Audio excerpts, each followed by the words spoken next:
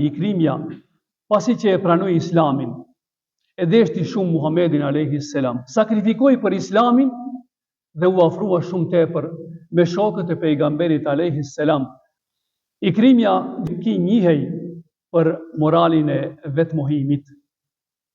Në luftën e Jarmukut, të nderuar besimtar, situata ishte tepër alarmante, saqë një pjesë e muslimanëve ishin të plagosur dhe ishin në pyetje sekonda se kur do të dorëzojnë shpirtin ke Zoti i madhruar.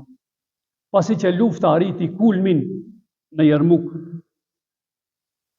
muslimanët të cilët ishin të plagosur u vendosën me një vend të posaçëm dhe nuk kishte kush të kujdeset për to, nga se secili shiqonte se si të fitoja armikun e përbetuar të tire.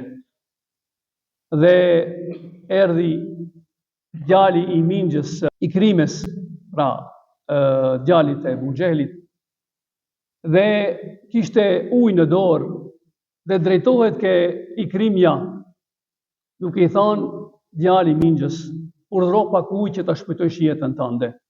Ki rënkonte nga dhimbjet e mëdha që i kishte. Pasi që e zgjati dorën ta marrë ujin, e dëgjoi një person tjetër duke rënkuar nga dhimbjet e mëdha. E pa tjetrin i cili ishte në krahun e tij dhe i tha djalit mingjës së vet: "Ki që është më afër meje, ka më shumë nevojë për ujë se sa që kam unë."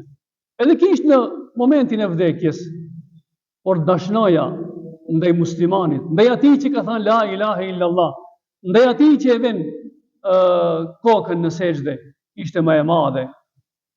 Ki shkon dhe i jep ose i ofron ujë tjetrit personit ditë, por me të marrë ujtin e dëgjon një person tretin nga muslimanët e cili rënkonte, i cili ishte në situatë shumë të rëndë. I tha: "Ki tjetri ka nevojë për ujë më shumë se sa une." Kështu ki njeri veproi me 10 persona dhe kur u kthye përsëri tek Ikrimi, ai veçma kishte vdekur. Të njëjtën gjë, të njëjtën fat e kishin pasur edhe 10 të tjerët, secili i jepte përparësi i tjetrit, edhe pse ishte në momentin e vdekjes. Kishte vetmohimi i shokëve të pejgamberit alayhis salatu wassalam, edhe kur ishte në pyetje jeta e tire. Pra, Zoti i madhruar në Kur'anin famëlart thot: "Wa yu'thiruna ala anfusihim walau kana bihim khasasa, wa man yuqa shuhha nafsihi fa ulaika humul muflihun."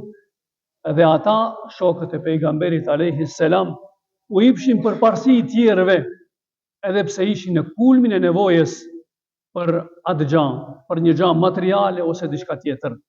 Edhe këtë bëshin nga se e kishin të frenuar lakmin, që njeriu lakmia shpesh e çon me një ekstrem tjetër, që mos u interesohet për tjerët edhe çdo herë të folje fjalë negative për tjerët.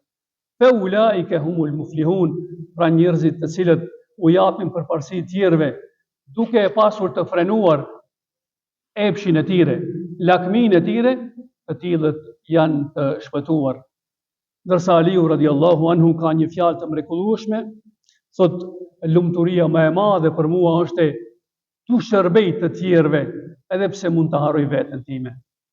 Ndërsa Muhamedi alayhis salam me një hadis të tij thot: "Çdo ditë në mëngjes një melek thirrën duke thënë: O Zoti im, shtoja pasurinë atij njeriu që shpenzon për vllazërit e tij, për muslimanët. E një melek tjetër thirrën duke thënë: O Zoti i madh, shkatroja pasurinë një personi që nuk ban dertin e të tjerëve."